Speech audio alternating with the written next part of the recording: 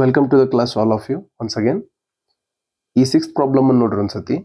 If angle A and angle B are acute angles such that cos A equal to cos B, then show that angle A equal to angle B. ನಾವು problem ಓದ್ದಂಗ ಈಗ just clear ಆಗಿ ಹೇಳತ್ತಾರ. ಇದೇನು ಕಾಣಿಸುತ್ತಲ್ಲ, ಇದು angle A ಇದೆ.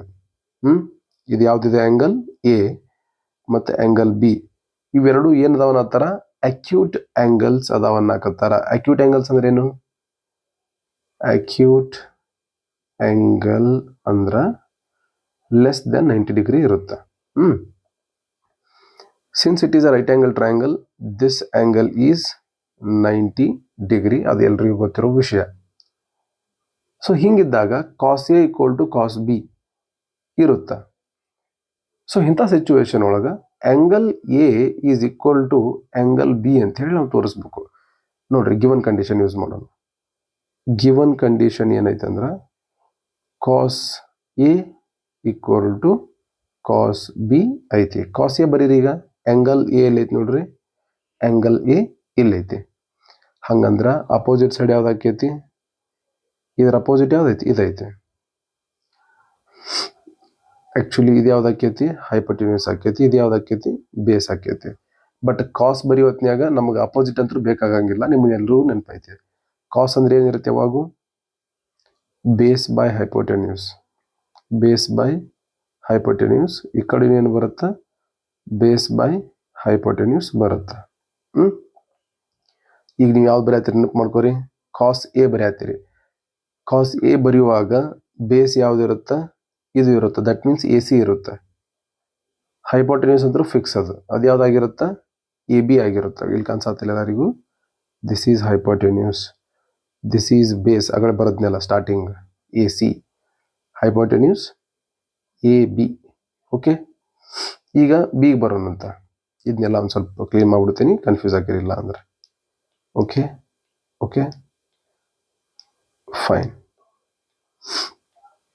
ಈಗ ನಮ್ದು reference angle ಇದಾಯ್ತು. ಯಾಕಂದ್ರೆ ಕಾಸ್ ಬಿ ಮಾಡ್ತೀನಲ್ಲ ಈಗ ನಾನು. ರೆಫರೆನ್ಸ್ ಆ್ಯಂಗಲ್ ಯಾವುದು? ಇದು. ಅಪೋಸಿಟ್ ಸೈಡ್ ಯಾವ್ದು ಆಕೈತಿ? ಇದು ಆಕೈತಿ. ಯಾವುದು? ಎ ಸಿ ಆಕೈತಿ. ಇದು ಅಪೋಸಿಟ್ ಆಕೈತಿ. ಇದು ಬಟ್ ಇದು ಯೂಸ್ ಆಗಲ್ಲ, ಬಟ್ ಹೇಳತ್ತೀನಿ ಸ್ಟಿಲ್. ಆಮ್ಯಾಗ ಇದು ಏನಾಕೈತಿ? ಇದು ಬೇಸ್ ಆಕೈತಿ. ಇದು ಕಾಣಿಸತ್ತಲ್ಲ, ಇದು ಏನಾಗುತ್ತೆ? ಬೇಸ್ ಆಗುತ್ತಾ. ಹೈಪೋಟೆನ್ಯೂಸ್ ಅಂದ್ರೆ ಫಿಕ್ಸ್. ಅದು ಯಾವ್ದು ಇರುತ್ತೆ? ಎ ಬಿ ಇರುತ್ತೆ. ಓಕೆ, ಈಗ ಬರೆಯೋಣಂತ. ಬೇಸ್ ಸಿ ಬಿ ಆಕೈತಿ. ಬೇಸ್ ಹೈಪೋಟೆನ್ಯೂಸ್ ಅಂತೂ ಫಿಕ್ಸ್. ಅದು ಯಾವ್ದಾಗಿರುತ್ತೆ? ಎ ಬಿ ಆಗಿರುತ್ತೆ. ನಿಮ್ಗೆಲ್ರಿಗೂ ಗೊತ್ತು, ಇವೆರಡು ಕ್ಯಾನ್ಸಲ್ ಆಕಾವ. ಮ್ಯಾಥ್ಸ್ ಬೇಸಿಕ್ ಭಾಳ ಇಂಪಾರ್ಟೆಂಟ್. ಯಾಕೆ ಕ್ಯಾನ್ಸಲ್ ಆಕೈತೆ ಅನ್ನೋದು ಗೊತ್ತಿರ್ಬೇಕು. A C equal to C B ಆಯ್ತು. ಡಯಾಗ್ರಾಮ್ನ ನೋಡ್ರಿ. ಈಗ ಇನ್ನೊಂದ್ಸತಿ ಎಲ್ಲ ಡಯಾಗ್ರಾಮ್ ಕ್ಲೀನ್ ಮಾಡ್ತೀನಿ ಈಗ, ಯಾಕಂದ್ರೆ ಮೇನ್ ಆನ್ಸರ್ ಇಲ್ಲೇ ಬರೋದೈತಿ. ಈಗ ಒಂದು ವಿಷಯ ಗೊತ್ತಾತು ನಮಗಿನೇ. ಈಗ ಏನು ಗೊತ್ತಾತು ನೋಡ್ರಿ, ನೋಡೋಣ.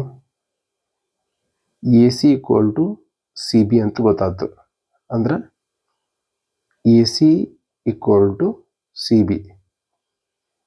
ಓಕೆ, ಎ ಸಿದ ಸೈಡ್ ಅಪೋಸಿಟ್ ಯಾವ ಆ್ಯಂಗಲ್ ಐತಿ? ಇದೈತಿ. C B side opposite angle ಯಾವ್ದೈತಿ? ಎ ಐತಿ. ಬೇಕಾದ್ರೆ ನೋಡ್ರಲ್ಲ, ಇದರ ಅಪೋಸಿಟ್ ಇದು ಆಕೈತಿ, ಇದರ ಅಪೋಸಿಟ್ ಇದು ಆಕೈತಿ. ಸೊ ನಾವೇನು ಹೇಳ್ಬೋದಂದ್ರೆ angle A equal to angle B. ಯಾಕಂತಂದ್ರೆ angles opposite to the equal sides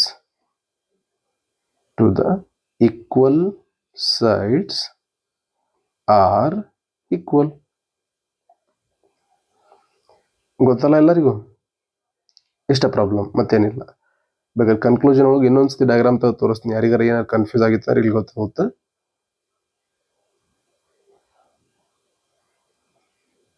A B C ನಾವು ಇವೆರಡು ಸೈಡ್ ಸೇಮ್ ಅದಾವ ಅಂತೇಳಿ ಪ್ರೂವ್ ಮಾಡಿದ್ವಿ. ಓಕೆ, ಇವೆರಡು ಸೈಡಿಂದ ಅಪೋಸಿಟ್ ಆ್ಯಂಗಲ್ಸ್ ಯಾವ ಬರ್ತಾವಲ್ಲ ಅವನು ಸೇಮ್ ಇರ್ತಾವ. ಇದು ಟ್ರಯಾಂಗಲ್ ಒಂದು ಇಂಪಾರ್ಟೆಂಟ್ ಪ್ರಾಪರ್ಟಿ. ಅದಕ್ಕೆ ನಾ ಇಲ್ಲೇ ಬರ್ತೀನಿ, ಡೆಫಿನೇಷನ್ ಅನ್ನು ಬರ್ತೀನಿ ಅದ್ರದ್ದು.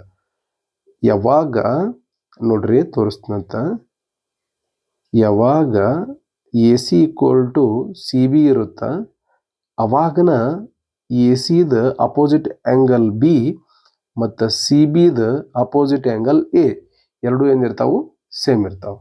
Okay, this is all about this problem. ಮತ್ತು ಮುಂದಿನ ಪ್ರಾಬ್ಲಮ್ ಜೊತೆ ಬರೋಣ ಅಂತ. ಅಲ್ಲಿ ತನಕ ಗುಡ್ ಬೈ.